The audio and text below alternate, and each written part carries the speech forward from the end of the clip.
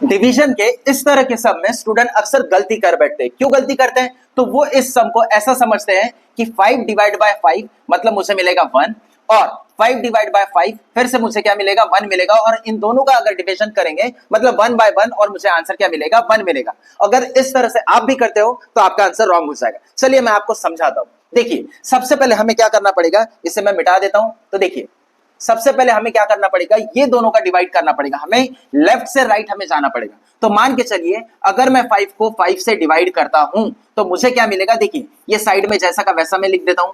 ठीक है, इन दोनों को डिवाइड करता हूं तो मुझे क्या मिलेगा 1 मिलेगा। फिर नेक्स्ट स्टेप हमारा रहेगा 1 डिवाइड बाय 5 डिवाइड बाय क्या रहेगा 5। अब इसको मैं इससे डिवाइड करता हूं तो 1 बाय 5 आएगा, डिवाइड बाय क्या आएगा 5 आएगा। ठीक है, अब ये जो 1 बाय 5 है इसे मैं क्या करूंगा डिवाइड करूंगा। किससे मुझे डिवाइड करना है, तो 5 से करना है। तो मैं यहाँ डिवीजन ऐसे लिख लेता हूं और ये 5 से मुझे डिवाइड करना है। अब 5 के अपॉन में कुछ नहीं है, मतलब मैं क्या कंसीडर कर लेता हूं 1 है करके। ठीक है, अब ये डिवीजन कैसे सॉल्व होता है, तो आपको भी पता है लास्ट वाला नंबर लास्ट से मल्टीप्लाई होता है और मिडल वाला मिडल से। तो देखिए 1 इंटू 1 क्या होगा 1 होगा और ये 5 5 जा कितना होगा 25 और इस तरह से इस क्वेश्चन का आंसर 1 बाय 25 आएगा। ठीक है, अब 1 बाय 25 जो आया यहाँ तो आंसर प्रेजेंट नहीं है, तो हम क्या करेंगे इसे थोड़ा सिंप्लीफाई करेंगे और डेसिमल में आंसर लाएंगे। तो डेसिमल में लाने का तरीका देखिए, इसको हम डायरेक्ट ऐसे डिवाइड नहीं करेंगे क्योंकि डिवाइड करेंगे तब भी आंसर आ जाएगा पर थोड़ा लेंथी हो जाएगा। उससे बेस्ट मेथड ये है कि यहाँ पर क्या कीजिए डिनोमिनेटर को 1 फॉलोड बाय 0 ऐसे नंबर में कन्वर्ट कीजिए, मतलब 10 100 1000 इस तरह के नंबर में, तो काम आसान हो जाएगा।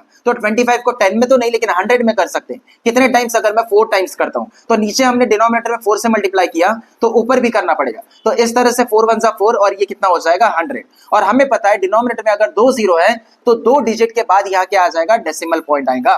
तो इस तरह से 0.04 जो है ये हमारा क्या हो जाएगा फाइनल आंसर हो जाएगा।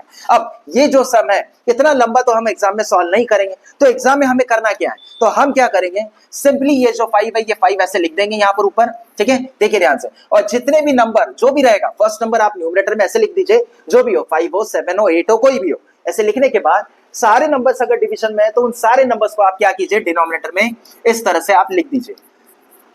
फिर क्या हो जाएगा 5 से 5 क्या हो जाएगा कैंसिल हो जाएगा और क्या बचा 1 बाय 25। अगेन हम यही स्टेप में पहुंच गए, फिर यहां से डायरेक्ट यहां मल्टीप्लाई करके ये स्टेप में आप पहुंच जाएंगे तो आपको आंसर मिल जाएगा। तो हमें अननेसेसरी ये चीजें नहीं करना है, ये मैंने आपको समझाने के लिए बताया था। हमें सिर्फ इतना याद रखना है कि 5 और 5 ये दोनों क्या हो जाएंगे कैंसिल हो जाएंगे तो मुझे 1 मिलेगा। अब 1 डिवाइड बाय क्या हो जाएगा 25 हो जाएगा, ये दोनों का मल्टीप्लाई। बस इतना अगर कॉन्सेप्ट हमें पता है तो हमें डायरेक्ट आंसर मिल जाएगा। मान लीजिए और एक 5 यहां रहता तब भी हम यहां मल्टीप्लाई बाय 5 किए रहते, तब हमारा आंसर 1 बाय 125 आया होता।